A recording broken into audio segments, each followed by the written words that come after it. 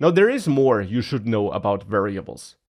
For example, you sometimes have variables that never change. Of course, technically it's called variables because the value is variable, but in the end it's all about having data containers, and those data containers could also be set once and never change thereafter. For example here, I never assign new values to start and end alignment. And if you know that this is the case, it's recommended that you use final instead of var. Final is another built-in keyword, which simply means that this data container will never receive a new value. And whilst you could of course stick to var, it's always a good practice to be as restrictive as possible so that you never accidentally reassign a value here.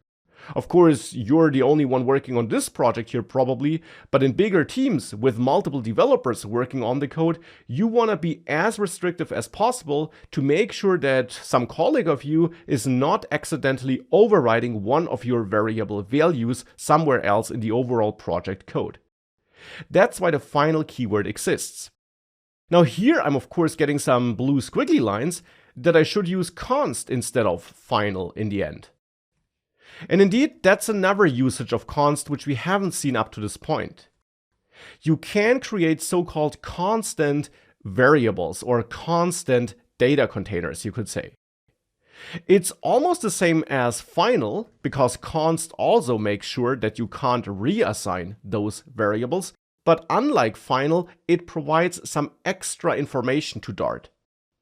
When using const here in front of a variable name, so on the left side of the equal sign in the end, you're telling Dart that the value that's stored in here is a so-called compile time constant, which means it's simply locked in at the point of time this code is compiled. Now that's not necessarily always the case. You could, for example, also have some code where you're maybe calling a function, getAlignment, which doesn't exist in this project, but which could exist, and which then behind the scenes could dynamically calculate the desired alignment.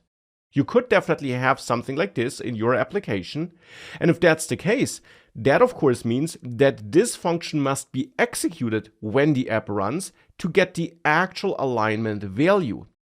In that case, it might still be final. You don't reassign the variable thereafter, but it's not compile time constant because the value that might be returned by getAlignment is not known at the point of time when this code is compiled yet. Instead, it's only known once the code executed. And here that's different for alignment top left. This indeed is locked in at the point of time this code is compiled.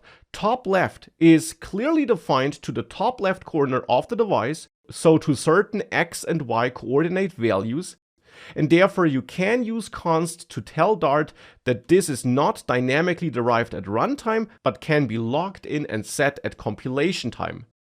And this is another potential performance improvement, because if some value can be locked in at the point of time the code is compiled, this code doesn't have to execute when the app executes.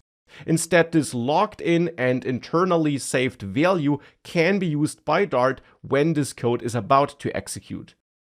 So it's some internal performance optimization, and therefore here, when defining variables, you should also use const instead of final whenever it makes sense. So whenever you have such a compile time constant value. And just as before, the code editor will simply tell you when you have such an opportunity.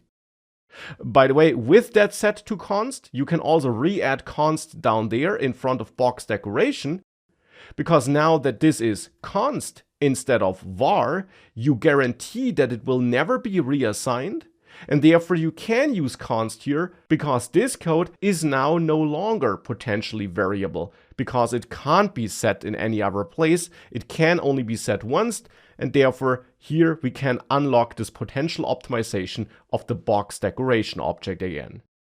And in case this is all not 100% clear just yet, you will see variables and final values and constants over and over again throughout this course, but it is important to be aware of these concepts right now already, because we'll use more variables in the next lectures.